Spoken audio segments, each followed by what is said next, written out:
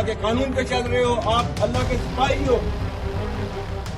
वो जनाजा था या भारतीय मिसाइलों का असर? 7 मई 2025 की रात आसमान में गरजती ड्रोन की आवाज, पाकिस्तान अधिकृत कश्मीर के आतंकी शिविरों पर बरसते हुए smart missile, code name operation Sindoor, भारतीय सेना की अब तक की सबसे सटीक और चौंका देने वाली कार्रवाई।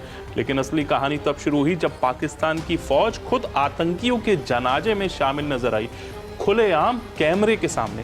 और फिर हिंदुस्तान की तरफ से आई वो गर्जना, पीएम नरेंद्र मोदी का राष्ट्र को संबोधन, एक सीधा और ऐतिहासिक संदेश।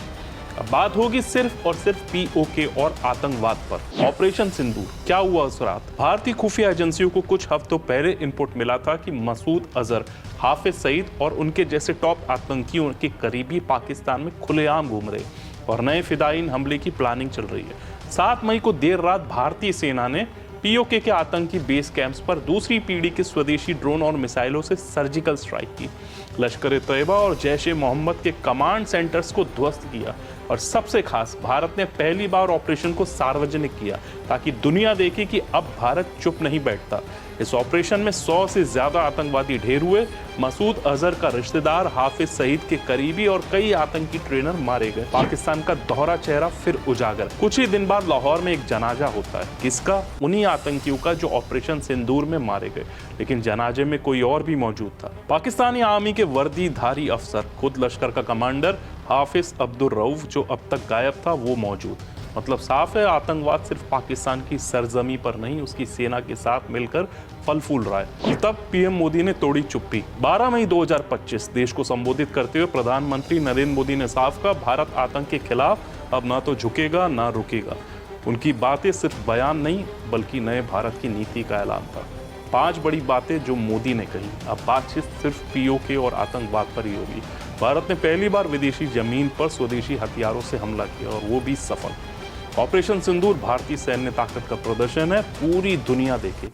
पाकिस्तान अगर अब भी सुधरा नहीं तो अगली बार चेतावनी नहीं दी जाएगी। देश को गर्व होना चाहिए कि भारत अब केवल सहन नहीं करता, जवाब देता है। ऑपरेशन सिंदूर क्यों है ऐतिहासिक? पहली बार इंडिया ने पीओके के अंदर आतंकियों को निशाना बनाया और वो भी इतने खुले तरीके से। भारत ने दिखाया कि अब वो अमेरिका, रूस या किसी और की मध्यस्थता पर भरोसा नहीं करता। इस ऑपरेशन में इस्तेमाल हुए सभी हथियार और ड्रोन मेड इन इंडिया थे। आत्मनिर्भर भारत की असली तस्वीर। अमेरिका की घुसपैठ और भारत का दो टूक जवाब। जब अमेरिका ने दावा किया कि उसने भारत पाक युद्ध विराम में बड़ी भूमिका निभाई है, भारत ने दो टूक कह दिया, ये हमारा मामला है और हम खुद संभाल सकते हैं। भारत ने पहली बार अपनी विदेश नीति में इतनी स्पष्टता और आक्रामकता दिखाई है। क्या अब युद्ध होगा?